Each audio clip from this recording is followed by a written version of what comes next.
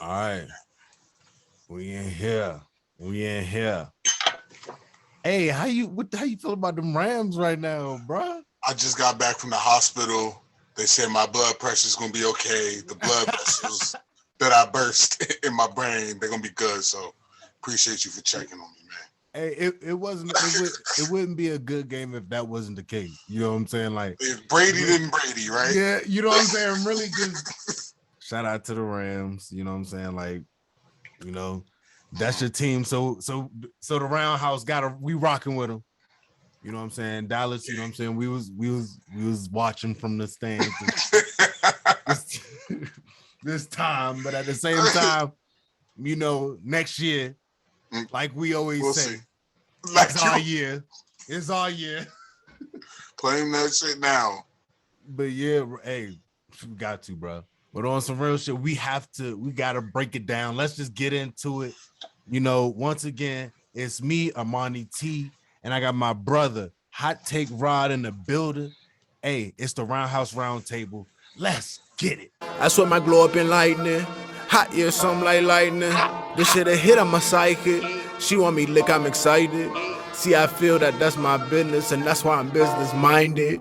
Need a push, get behind it. It's science, apply it. Worst come to worst, so tried it. Get a bag, get inspired. Shoot your shot, just the effort. I admire. You're hired, ain't looking for friends at this point. My circle is small as a point. Yeah, I'd rather send an invoice than hearing a fake on their voice. It sound like a business report. Don't fuck with the business. One part of the RoundHouse RoundTable, me, Armani T, and I got my homie, my brother. It's the ROD. Let's get it, man. Let's talk about it. Say please. That's one, please. Don't need no one, that's two, please. Don't leave. Hey. Hey, bruh. Let me talk to you. Hey, I don't even want, you know, UFC 270 went all.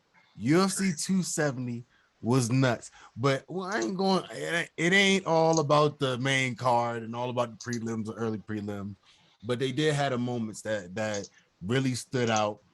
And I'm glad that, you know, I tuned in. You know, I wasn't one of the people that was an empty seat while the prelims and the early prelims was going on. I was still watching.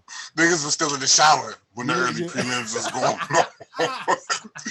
Well, we was still pre-gaming during the prelims and shit. But hey, we hit it to give y'all the no cap recap for UFC 270. Let's get into it. You go first. What stood out to you mainly? With Silviana Juarez versus Vanessa Lil Monster. I think performance of the night, that's tough to say. Y'all really be giving her them looks for real. Yeah. Y'all really be giving her them looks. The thing about it was, like, she was getting her ass kicked the whole round. Getting spanked. Like, and then, like, I think it was a arm bar. The arm bar was beautiful. I'm not gonna lie. The arm bar, even the arm bar setup was elite. It was very Ronda Rousey-esque. But I wouldn't even give it that. That's like, you wouldn't know? No, because Ronda Rousey was old school arm bar. No, this was set up. This was like this was like creative. So I was just excited to see that it was a creative finish. But at the same time, performance of the night.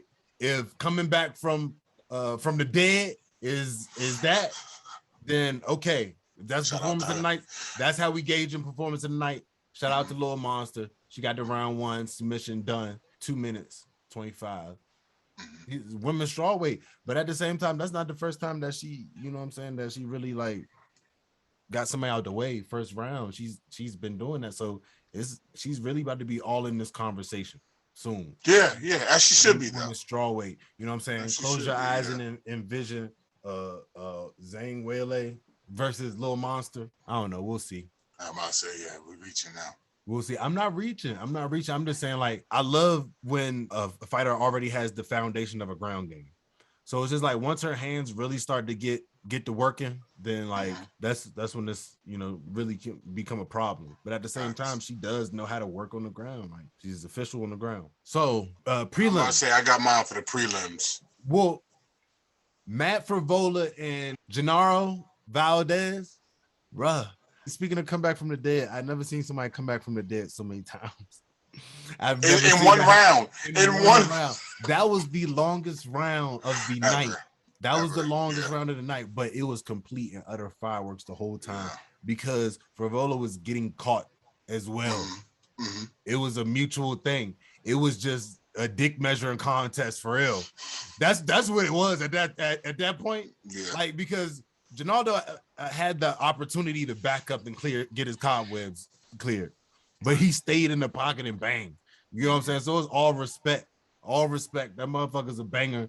Like, just based off that fight again, I want to see Valdez fight again. Like he's like, I want to see him be able to protect himself more next time he come back in, you know, and be able to do what, you know, the champ did and be able to learn that composure and that discipline, you know. I agree.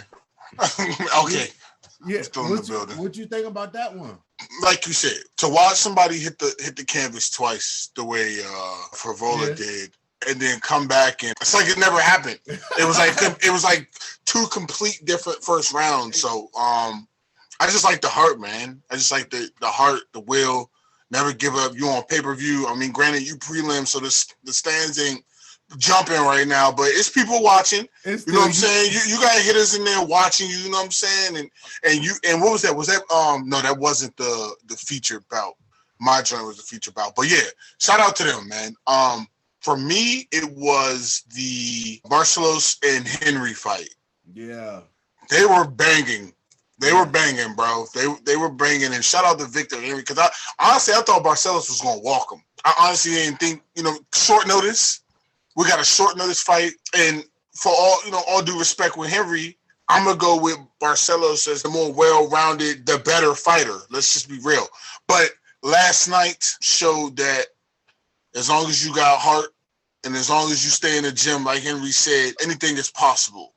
And what was crazy was that pace that he pushed after taking this fight on short notice. It looked like Barcelos was the one that took the fight on short notice, to be honest with you. So, you know what I'm saying? Those fighter changes can work either way. Everybody thinks it's sweet for the person who didn't exit the fight for whatever reason, but you got to think you spend months game planning for one person, and then you find out weeks before that it's a whole nother person that you're facing. You know what I'm saying? It's difficult for both parties. So shout out to Victor Henry for overcoming the odds. The overwhelming, I don't know the over-under, but I know he was a major underdog. Yeah, he was like 5-1, some shit like that. 4-1, and we still got that cashed it. We still cashed in on my man. We still cashed in. Bro, you gotta show him the screenshot that you sent me. You gotta put the screenshot that you sent me I up. put him as the captain, nigga. Bro, my man straight walked the whole set, bro. I had Victor Henry as the captain because, like, to me, like, Dana's not about to bring it. Like, I did my research. My bad. I did my research. So, and I went back and I saw a few of his fights, and I'm like, okay, when you say well-rounded, yes, I do see he has hands. But the one thing that stood out to me, because it's like, it was a fight with him and the Matrix. What's his name? Kyler Murray. We're talking about Barcelos, right? No, Kyler Murray. No, Victor Henry. Okay. This was his debut into the UFC. That too. That's another thing. At the same time, you about to have this man debut against Barcelos. To me, I went again with the UFC mind. Nah, they want this man to sell. They want this man to sell, so they're gonna make sure that they give him a good fight. Yeah. So I'm gonna bet on it. I'm gonna go ahead and bet on it. All the things that I hate, I'm gonna bet that is the case. But at the same time, he pulled up and showed out. He really showed out. Like with 222 significant strikes, crazy, or total strikes, 181 significant strikes. These guys was going head to head, back and forth, but at the same time, the head movement, the boxing of Victor Henry, bruh, for bantamweight division, bruh. It's giving you Dominic Cruz vibes. No. You don't think so? When I talk about boxing, you mean the whole scope of boxing? Yes, I'm not. Okay. I'm not talking about. I'm not just talking throwing about hands. like Dominic Cruz. Just, I don't know. Whatever he did just works for him. Whatever he did worked for him. can't be duplicated. Well, it can be duplicated because he duplicated it. But at the same time, like he does his thing. Yeah. But a boxing reference for a great boxer, you're not ever going to hear me put that in the same category. Got you. No Dominic Cruz. But elite style boxing with head movement, and to me, if I'm saying elite boxing, I'm talking about how well can you get out of the way of a punch, more so how well you can put punches together. Right, you know what I'm saying? Right. How can you get out of the way of punches and still counter? He was countering off of so many shots of Barcelos, it was ridiculous. And also when he was getting his feet involved, that was making it harder for Barcelos. He was switching it up. It was almost like it's almost like he was like coaching himself. It's like, all right, bro, make sure you keep the feet involved. Yeah. All right, make sure you keep the feet involved. Yeah. All right, hands, keep them up top. All right, you worry about the feet. Keep it up top. He was very in tune with himself. He was in tune with his coaches. He was, bro, he's going to be a problem. He said he's 34, bro. Like, he know how to take instruction still. At the same time, he's going to be a problem for bantamweight. That's why he's trying to get up in there fast. Fast, yeah. Fast. And having performances like this will get you up those rankings quick. Yeah. Quickly. And also being able to be good on the ground as well, like that's your problem already. I like that one, but I ain't gonna guarantee put my money on him every time. We'll see what happens next time. But at the same time, he is a well-rounded fighter that's pulling up in the UFC, and he's gonna give a lot of guys problems. A lot. Fiziev, I think it'll be a firefight against Fiziev. I was just thinking that earlier today too. So now the Tony Gravely Oliveira fight, I think that was a cool fight. I knew this was going to be kind of like a grappling night. It was going to be some people really using some efficient grappling, some wrestling on UFC 270. Like Hot Take Broad was believing like a lot of people wasn't going to be using too much wrestling. Yeah. But we're going to get there. We're going to get there. Tony Gravely, to me, he did a smart thing. It was play his game like he always does. But at the same time, he need to learn how to move his head. Like he can swing. His boxing is okay. It's good. It's all right. And Oliveira, his boxing, his striking all the way around was top better. So at the same time, the best thing Tony Gravely could do is just keep him close. That's the only thing. Keep him close, get him on the ground, and keep working from there. But Tony Gravely, he inched that one out. I don't know about a unanimous decision, but at the same time, like maybe it was the takedowns, but it was a couple head scratchers for me as far as decisions and scorecard numbers for me, and this was one of them. Even with the Victor Henry I didn't think that was as wide as the scorecard said. Unanimous? No. I felt split decision, honestly. Split for sure. Split. Yeah. Split for sure. Yeah. And we didn't do the roundtable any justice. I didn't know this fight was a weight class change for Giles. I didn't know he moved down to take this fight. Because remember he was banging at middleweight. Then he came out looking real skeletal. Real skeletal. He looked different. Looked like he did a cheeseburger. Like damn, bro, they ain't feeding nobody around there. But yeah, and that directly affected him though. Because I felt like he wasn't, he still had his same movement, but I felt like he wasn't coming with the same power, with the same aggressiveness, and then the ability to absorb those shots as well was evident. Because he took some shots, and this is not the first time he's taken shots in a fight before. So I knew his chin was there, but just to watch him last night, I feel like back up to middleweight is his ball game. You know what I'm saying? I wanted to go with Trevin Giles at first, but even when we did the last predictions, I still went with Michael Morales, but I wanted to go with Trevin Giles, but at the same time, I was like, all right, there's welterweight. I don't know. I'm not too sure about guys in their chin when they go down in weight. You know what I'm saying? I'm not too sure about that. And I know you putting a striker in front of this man. I don't know. And Michael Morales went in there and was looking sharp. He took a few shots, but at the same time, in the first round with Trevin Giles, when you're dealing with speed of that magnitude, you're going to eat a jab or two. Easy. You're going to eat something. Trevin Giles is fast as fuck. Like, I don't know if people don't get it, they don't understand it. But at the same time, it seemed like Michael Morales may have been a step slower, but at the same time, his timing was better. So Michael Morales' timing was better, but Trevin Giles was a lot faster. He was a lot more explosive. He was more poppy, but at the same time, like, yo, Michael Morales is a problem. Still undefeated now. So they put Trevin Giles in front of him just to see what he was going to do, thinking that he may not have came through with this one. But it's a good little test. Just know, the next person they put in front of him, they're going to try to really test him for real. Yeah. I mean, he earned it. Speaking of test, anybody with the name Nurmagomedov, just go ahead and put the W in the category for him.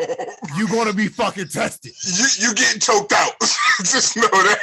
Just know you're getting choked out. That's all I gotta say, man. Bro, it's almost like they be giving them the Nurmagomedovs these fights, and they're like, all right, no, we'll get him this time. And they just get him out the way in the first round. 50th time is a charm. Like, no, it's not, bro. No, it's not. Habib created his own fight card, fight promotion just for his people. But Sayad, he has different hands though. That's the difference with him. His hands are nice. You know what I'm saying? Like his hands put Cody Stamann in a bad spot ASAP early, first round, immediately put him in a bad spot. Like, bro, this is what happened, and I'm not fucking lying. We was watching the fight. They just rung the bell. My wife hit a button on the remote, and I turned the TV back on, and Sarah was jumping up after the finish. I was like, what the fuck happened? So that was enough time for me to turn the TV back on, get back to ESPN as fast as I could. Because all of a sudden we forgot what number ESPN is. That bitch to buffer for like 30 seconds. Matter of fact, 20 seconds, and the fight is over. I had to run that bitch back. And I still had enough time to still be live after watching the whole fucking fight. Yo, you know what I'm saying? That shit is not real. This shit is not real. That's why it was so surreal for me. I'm like, goddamn. But hey, shout out to Sayad Nurmagomedov. You helped me win some bread. I appreciate that. Hey, but at the same time, these guys are just going to just continuously walk through the divisions, and they're gonna. The thing about it is, if they was making more noise, if they was just as loud as Conor, then these motherfuckers would have to be undenied. But they're just calmly, quietly moving through the division. Look at Islam, just quietly moving up in the division. He just started popping his shit. Once he hit top 5 is when he started really popping his shit. Yeah, but at the same time, he still, when they pop their shit, it is like they pop real shit. They're like, this is a fact. This is a fact. This is my belt. I deserve this. I deserve this more than him. Like, you're about to lose. He doesn't just tap out. Hey, bro, how much time do you think UFC puts together those little like promo videos in between the fight, so just in case the fight ends early, you know what I'm saying? They still gotta get a time slot filler. How many of those do you think that they have prepared? No, I think per card, bro. They just be having random ass facts and shit ready. In they got to. Today is the 385th day since Daniel Cormier has fought. Like, what the fuck? Nobody give a. What the fuck are you talking about? Like, this day 13 years ago. This day 13 years ago was the fight against, was it a championship fight? No, it wasn't, but it was a fight. Oh, okay. All right. Y'all just wanted some shit to talk about. All right. Bet. They want to start playing bingo now, but I can feel it. I thought another fight popping up. I could have went and rolled up. Bro, every time these fights ended early, I stepped off because I knew it was gonna be a good 10-15 before the next. Let me know, ESPN, when next time y'all gonna have a long ass commercial. Can y'all do that? Y'all do that. What are y'all trying to do? Y'all trying to keep people sitting down the whole time? No, don't do that, because you're gonna have people trying to pee when the fight is actually on.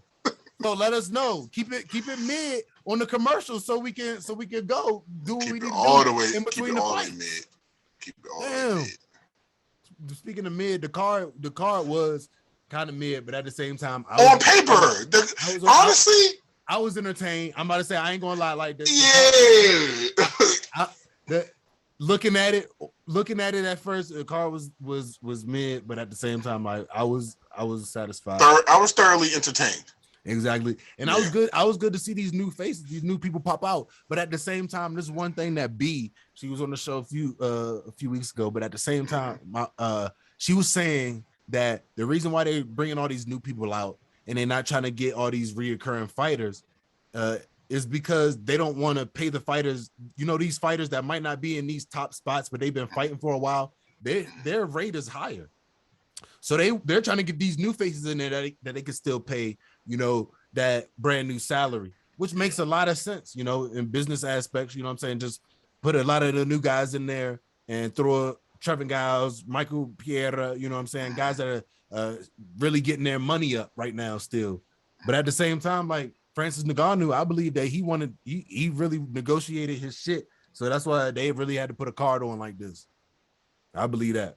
He was really asking for something. Yeah, they said. Well, he said he's not fighting no more on his current contract. So, yeah, I'm sure Dana gonna have to get that one figured out. And we're gonna talk about it. I'm sure Dana. First, let's talk about Michael Piera and how he kicked this man on the top of his head. He kicked this man right on the top of his head with the heel.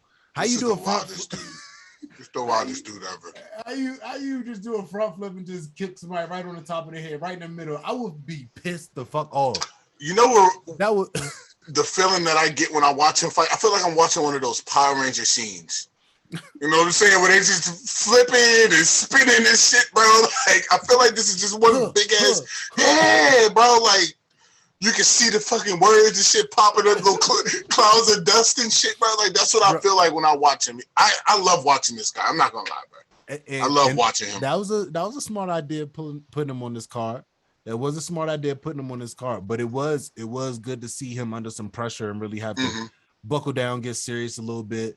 But at the same time, it's just like if you don't have no discipline, I think the brand newness. This is Andre Fiallo's debut in the UFC as well.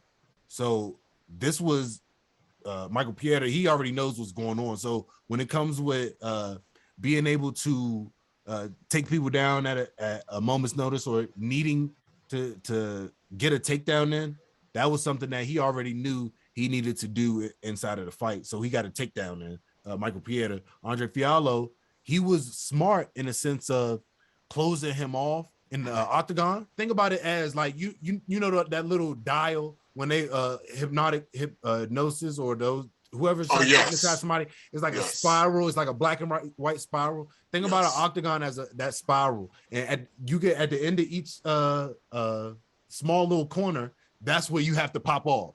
So an octagon where guys get closer, they're getting closer and closer as they circle in the octagon. And once you get to that spot where you either have to run away or you have to squeeze out this little corner or get hit in the face, Andre Fiallo wasn't being first when he was cornering him in. So it's almost like Michael Piera was smarter because all he did was be first, land more punches, and made Andre Fiallo staying in his box, which was helping him in the first round a little bit. But at the same time, Michael Piera kept getting off on him just because he wasn't being first. Just because Michael Piera was being first. But that's my take. That's my take on it.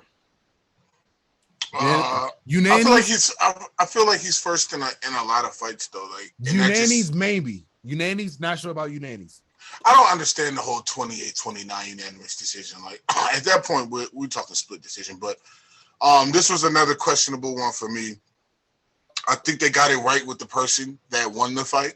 Yeah, that was spot on. I felt like maybe some of the theatrics played into the score a little bit. He had a little bit more of the wow factor. Let's say that. That'll win you a fight. That'll draw you an extra point. UFC judges, man.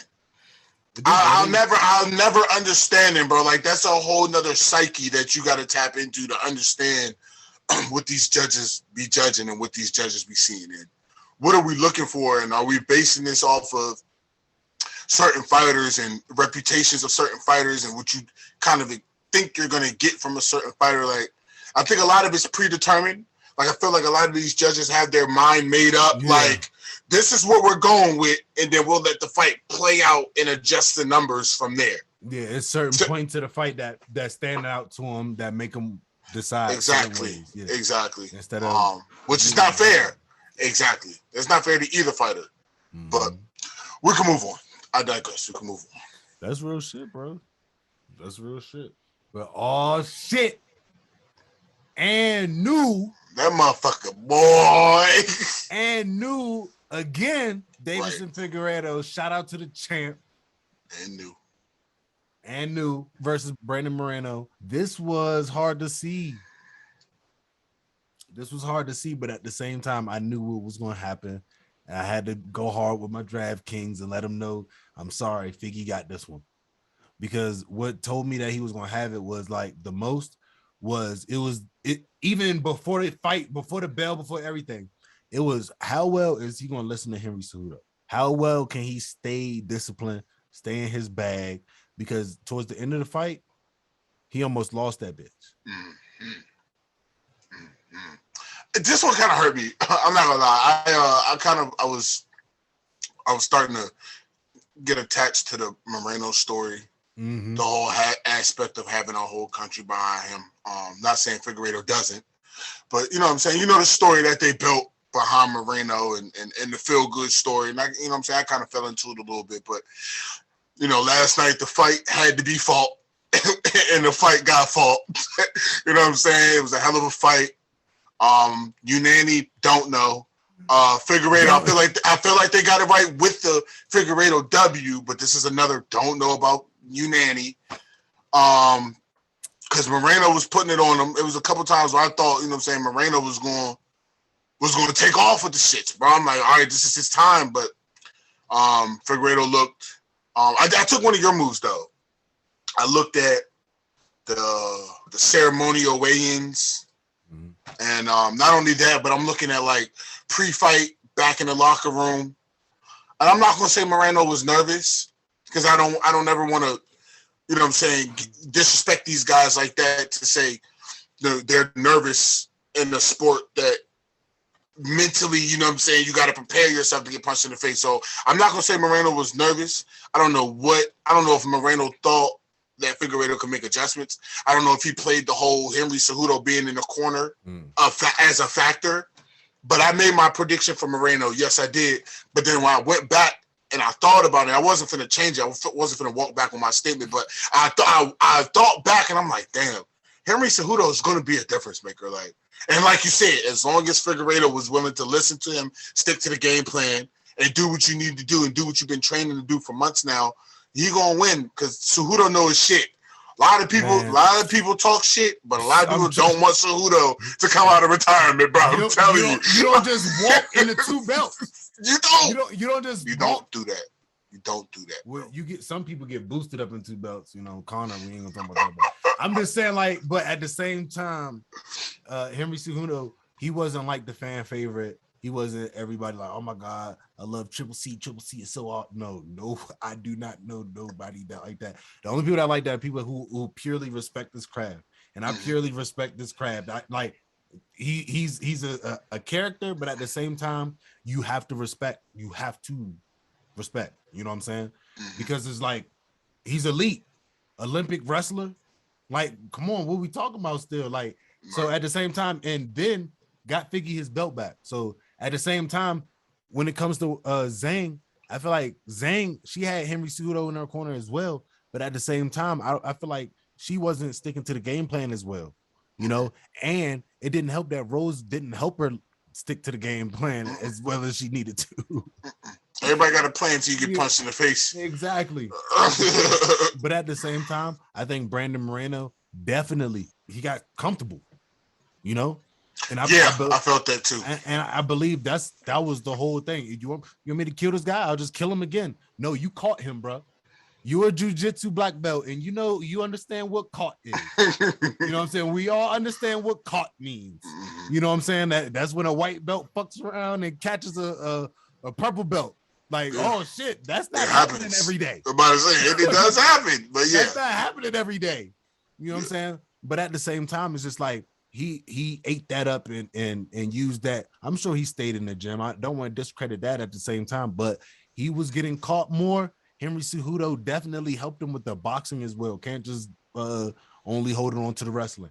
He made Brandon Moreno scared of the takedown. He made him fear the takedown, and then he popped him a few times once he really got him in that bag. He really broke him down. Like I noticed the guys with the championship mindsets, once they become a champion, they really dissect these 5 rounds and they really break it down to the point of, oh, okay, first round, we're gonna let them do what they want to do. We're gonna let them show out. All right, they show out, possibly maybe win first round. Second round, they come back. Okay, now it's time to apply some pressure and stand our ground. All right, they stand in their ground. Some people like to surprise and get the takedown in the first or the fourth. So depending on how the fight going, depending on if you're going against a grappler or something, they really dissect all these rounds, bro. And fourth and fifth are the most obvious rounds. If they ain't get a takedown in the first 3, just know a takedown is happening in the fourth or fifth. It has to happen if they want to seal their deal. But at the same time, it's just like, that's what Brandon Moreno went with. He tried to go with his old championship game plan that got him the belt in the first place. Can't do it like that. Adjustments are made. Adjustments have to be made. Adjustments are made. Like Davis and Figueiredo changed his whole fucking camp, bro. He looked healthy. He did. He looked healthy. You saying he looked hungry. But he did but fight night. Okay. When he got rehydrated, I'm like, okay, now I see it. You know what I'm saying? That's what I'm like, all right, Moreno really finna lose this bitch, bro. Like, honestly, when he walk into the ring and then, you know what I'm saying, during the introduction, I'm like, damn, this motherfucker look hearty as shit, bro. Like, my man had a cheeseburger last night or something because he looks good right now. So, shout out to Figueiredo for doing what champions do, reevaluate, reassess the situation, and make adjustments. Sports are all about adjustments, but I don't care what sport you play. I don't care what you doing. I don't care what you do in life. Fuck a sport. I don't care what you do in life. Life is all about adjustments, bro. You ain't getting better, elevating unless you making adjustments. You gotta make adjustments, bro. You know? So shout out to. But I'm ready for 4. This needs a 4th. I support a 4th. I support a 4th. When I figure out what a 4th is called in the trilogy, it's like a quint. No, it's a quilogy. Is it a quilogy? Is it a quilogy? It's not a quilogy. It gotta be a quilogy. Is it a quilogy? Found the name of this episode, quilogy. Hashtag they need the quilogy. They need the quilogy. Hashtag we need quilogy, man. About to put that on a t-shirt. Go cop the merch. Quilogy. Brandon Moreno, Davis and Figueiredo, Quilogy. Go cop the merch, man. 5 rounds though. These motherfuckers spent a long ass time together. Whooping each other ass. Y'all motherfuckers been fighting for a long ass time. They spent 15 rounds beating each other ass, bro. Damn. God damn. Can you believe, real quick, off the subject, can you believe back in the day, boxers used to fight 15 rounds in one fight? 15 rounds? Could you imagine fighting 15 rounds with like Ali, Joe Frazier? Like 15 rounds? Yeah. Okay. 45 minutes in the ring with these men. Got you. But Easy. At the same time, you know why boxing used to be so inhumane, bro? Why is that? I know you know where I'm going with this.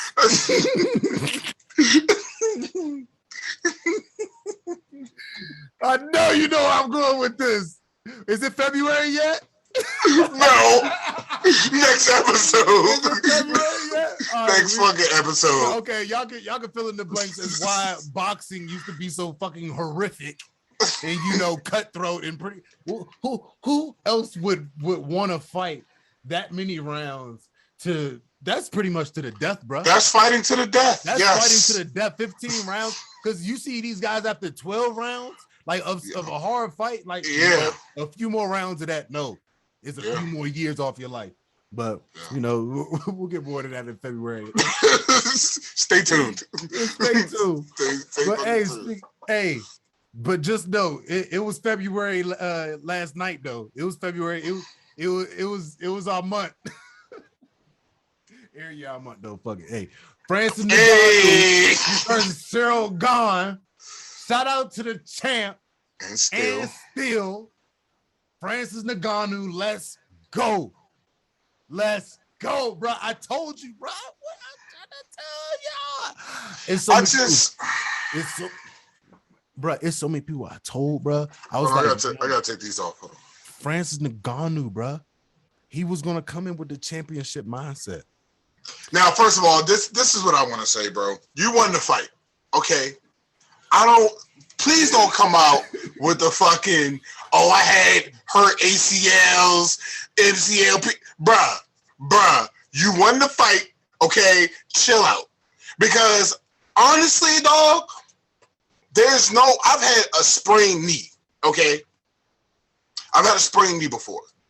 Any type of awkward torque or anything on a sprained knee alone is enough to put a grown man down. That motherfucker had a heel hook on Ngannou a couple times. And that motherfucker Ngannou ain't even flinch. He looking at the nigga like, why are you scratching me right now? Can you chill with the tickle fight? Bro, come on, bro. I don't know what was going on with your man knees, but what I will say is I was glad to see Ngannou tap into another level of his game.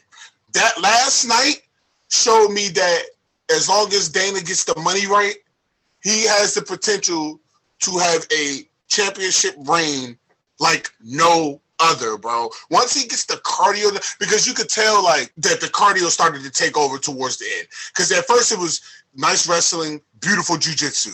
But then as the fight started to grow, you could start to see that the point was, let me just get him here to lay here.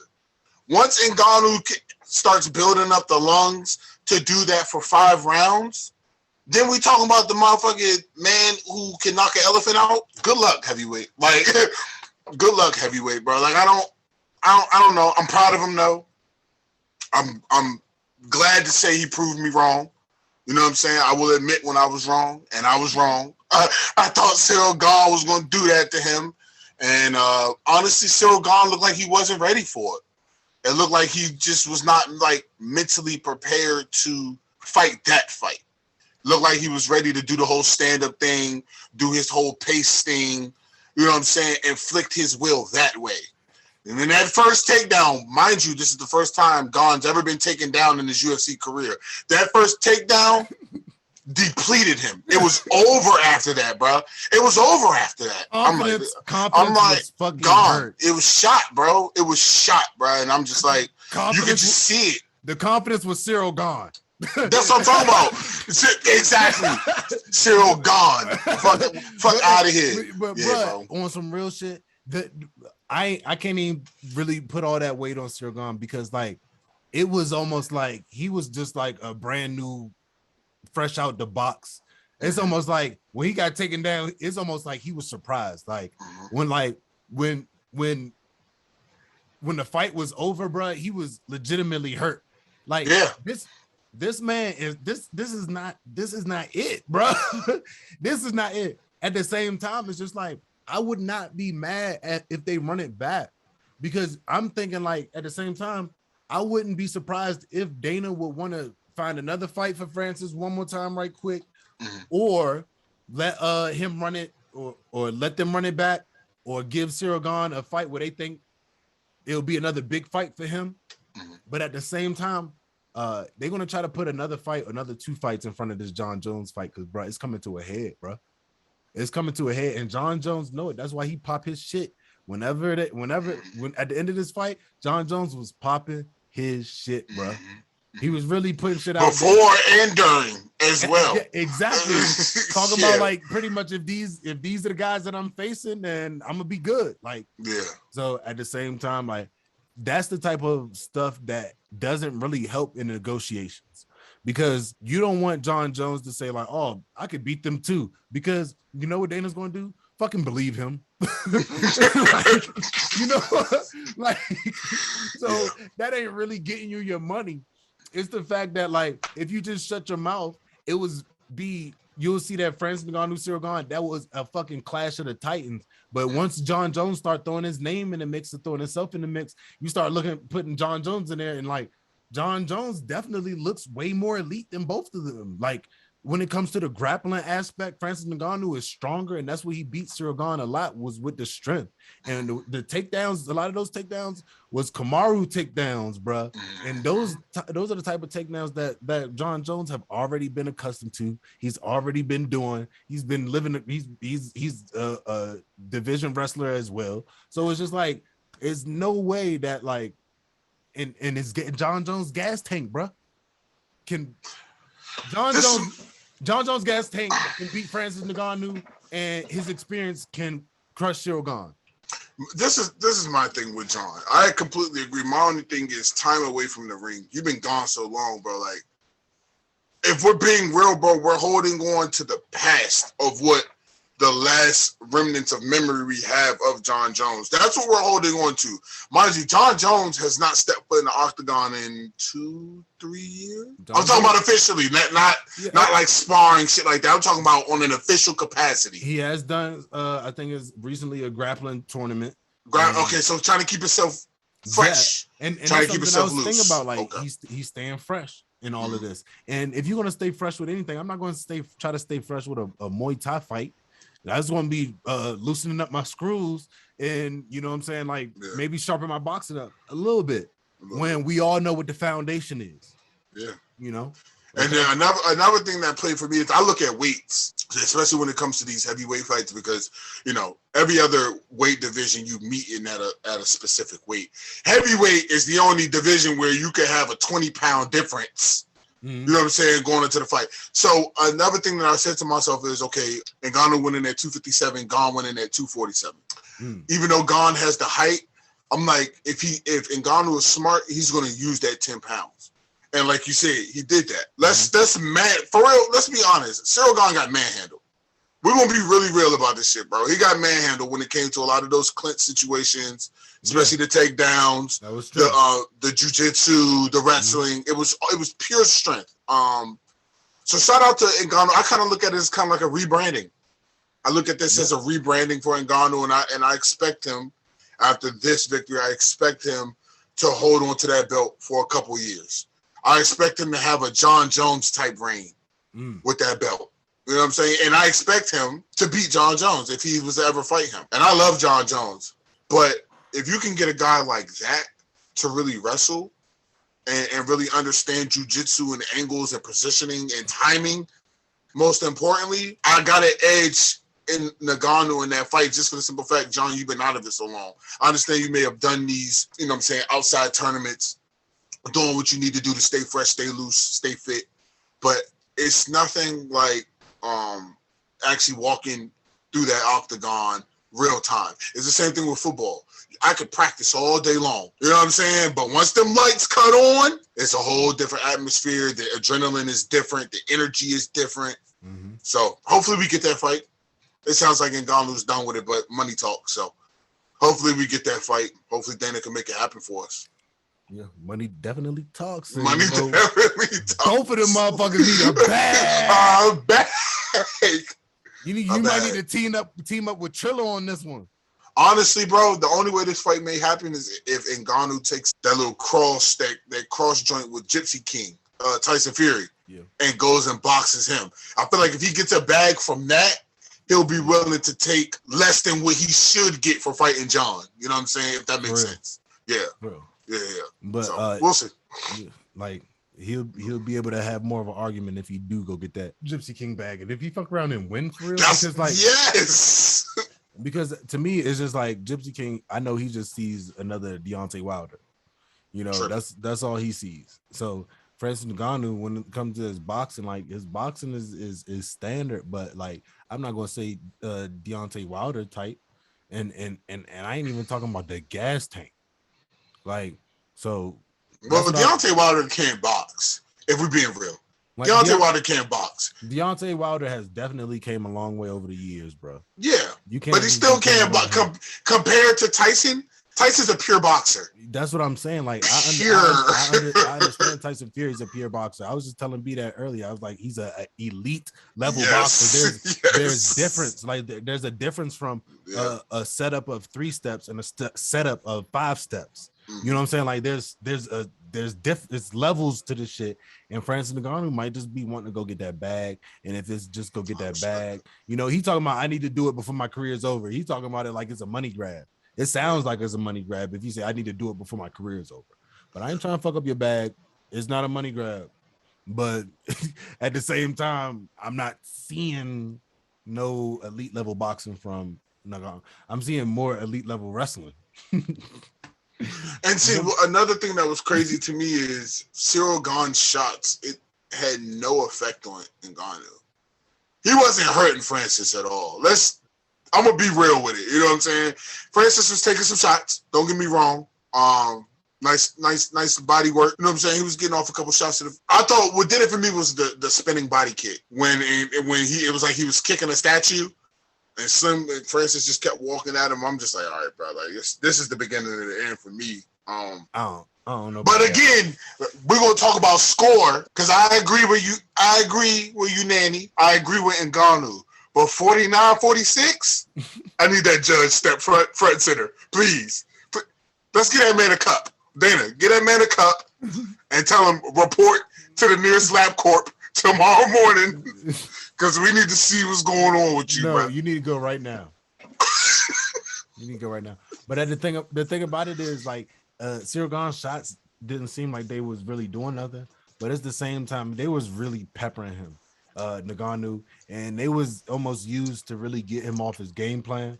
But you would see, like, look, Ngannou even said at the end of it, he was saying that he was trying to stick with the game plan because it was a few times he wanted to, you know, kind of go for it. There was a few times where it looked like he did go for it. But at the same time, like, Cyril Gane was looking fresh. He was constantly moving. Like, but the smart thing to do, Francis Ngannou just had to take him down. And once he took him down, Cyril Gane, I don't think there was a way that he could have stopped that takedown. I'm not sure if there's a way he could have stopped the takedown. And when I was watching Francis, when he got him on the ground, I was like, did Francis just go to side control?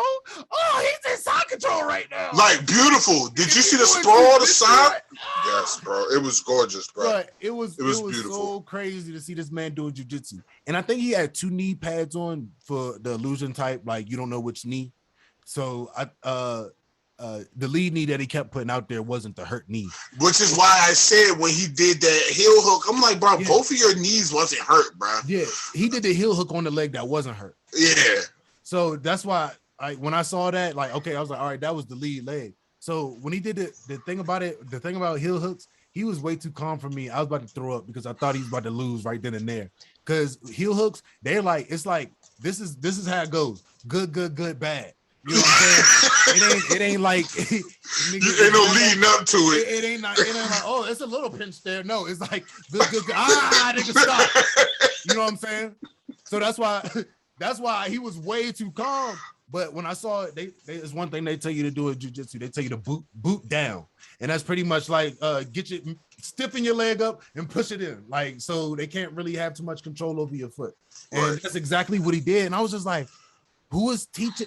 He's not just doing wrestling. This is not just wrestling that he's learning from Kamaru. Like, he's doing jiu-jitsu somewhere. And that's when at the end of the fight, he was talking about, shout out to so-and-so, shout out, they have a good jiu-jitsu, good wrestling program. I'm like, okay, he was doing jiu-jitsu and he was doing wrestling. He used a few Kamaru take. Yeah. I've never seen the Kamaru, that he had a nice double leg joint.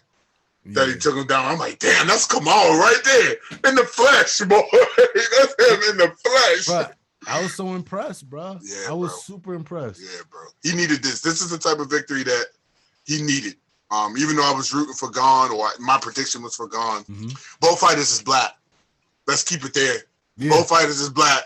The hands are staying, the belt staying with a black man. You know what I'm saying? So let's start Real there. Shit. Number one.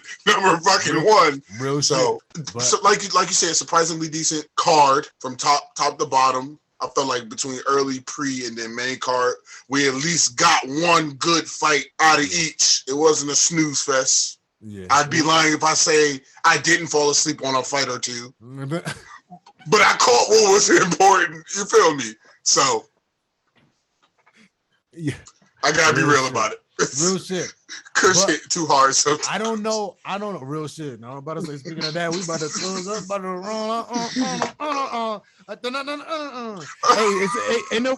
Hey, the fight between Aljamain and Peter Yan is pushed back once again. Wow, big surprise.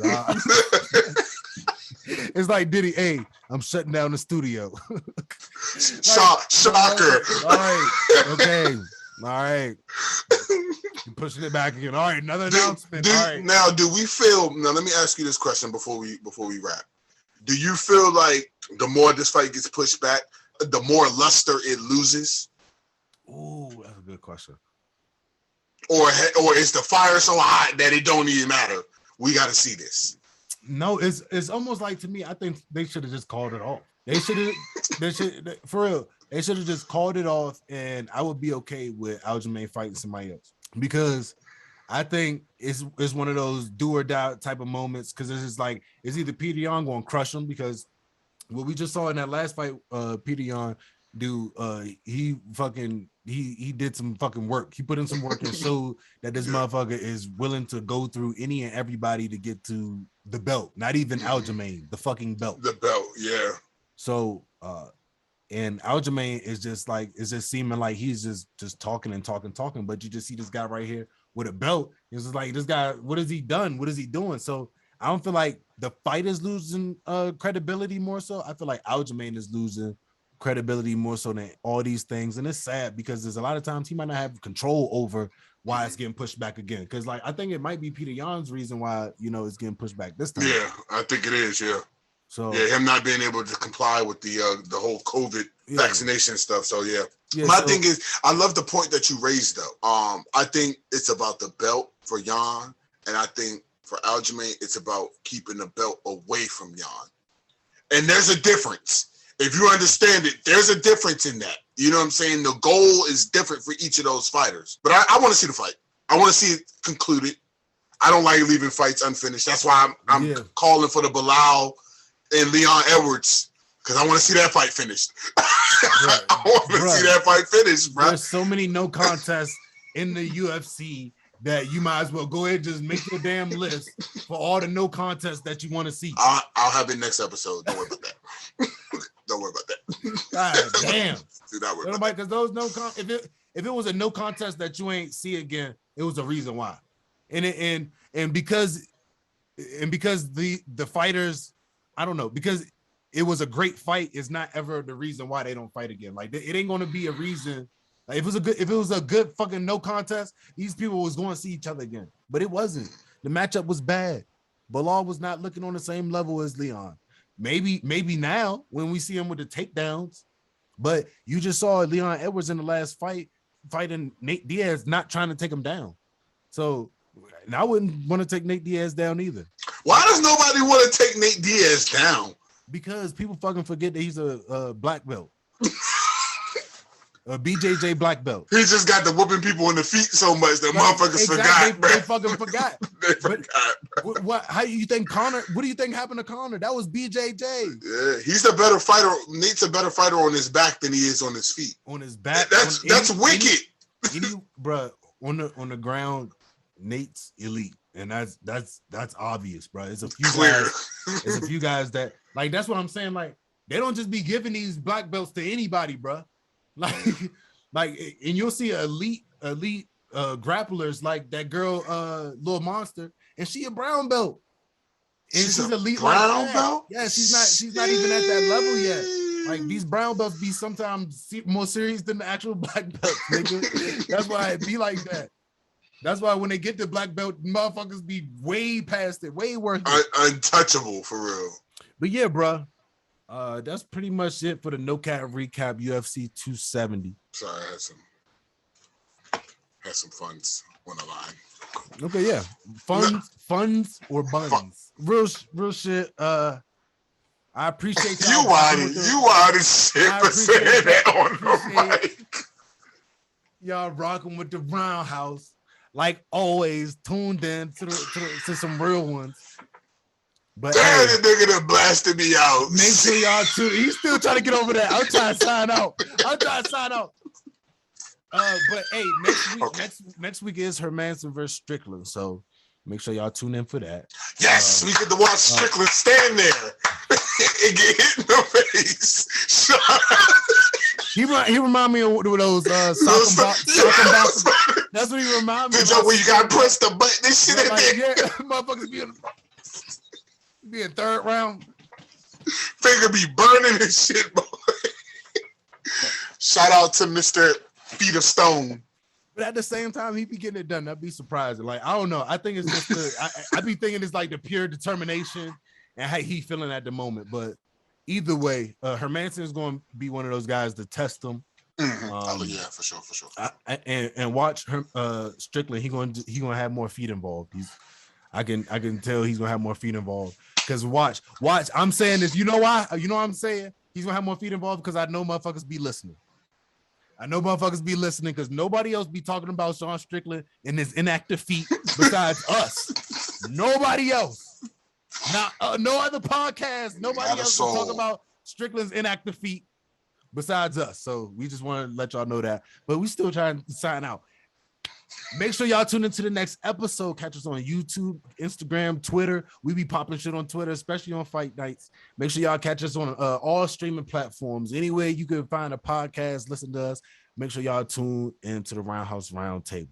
Anything you got, bro? Everybody have a good week. Stay blessed, stay safe, stay warm, wherever you are. And be back to vibe out next week. Yep. That's why I use the heat as a sword. Cause keep the peace is important. They go keys for you. Say please. That's one, please. Don't need. No one, that's two, please. Don't leave. That's 3, 4. If you do.